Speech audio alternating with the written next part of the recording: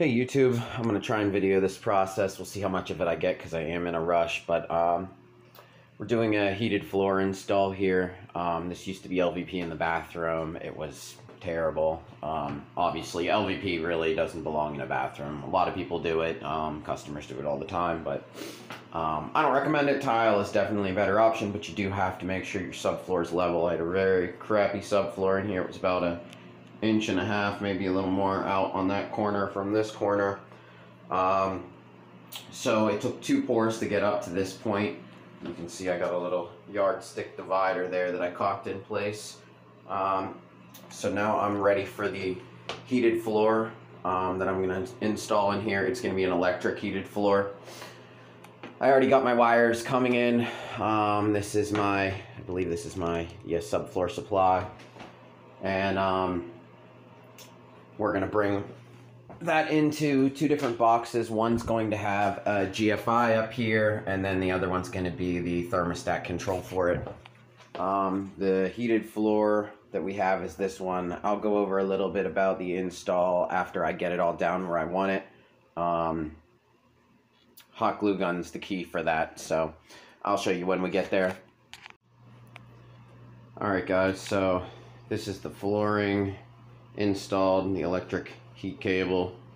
This was just an Amazon product. I believe this was 10 square feet, 20 by 6, I think was what it was. So yeah, I just had to cut some of it. You can also flip it upside down if you need to do a little bit of excess.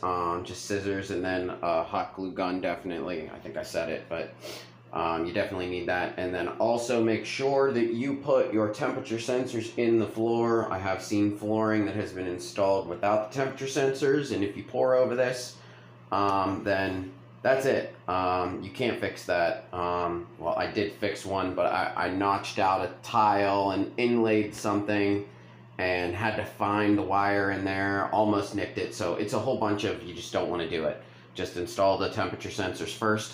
Also, you want to test each one of these leads. There is a buzzer that comes with the flooring. I already checked it, but I am going to check it again before my pour. You just connect those leads and flip it, and it will make that sound if it is not continuous.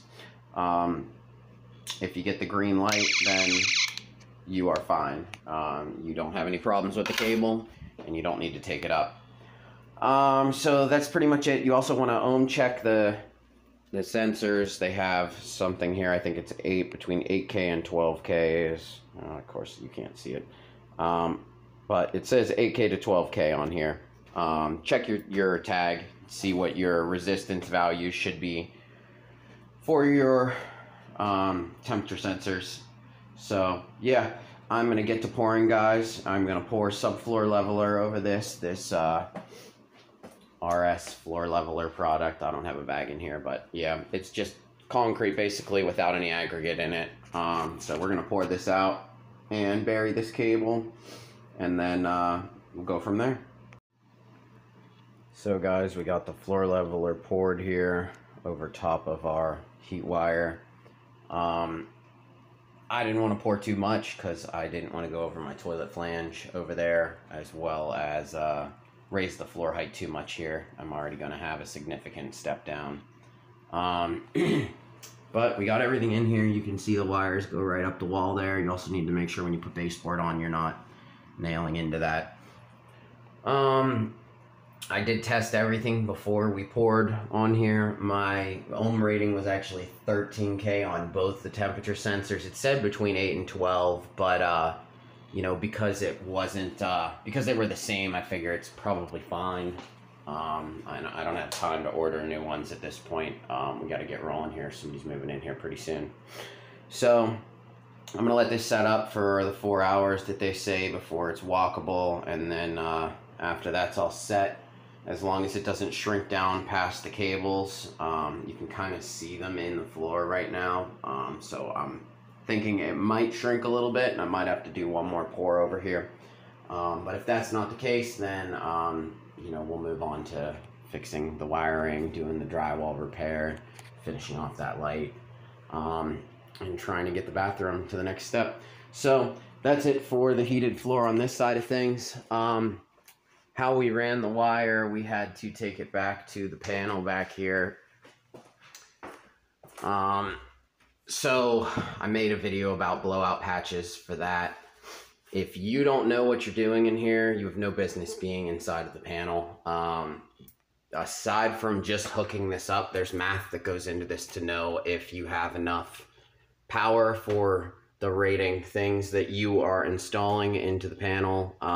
You can shrink some of these breakers, but you need to know your local code compliance stuff if you're going to mess with this.